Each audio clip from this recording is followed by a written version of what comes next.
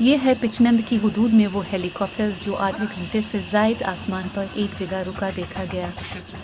इलाका मकीनों का कहना है कि यह हेलीकॉप्टर पिचनंद और उसके गिरदोनवा के एरिया में मौजूद रहा। इलाका मकीनों की मुख्तलिफ क़ियास आराइयाँ, सबकी नज़रें आसमान पर जमी रहीं।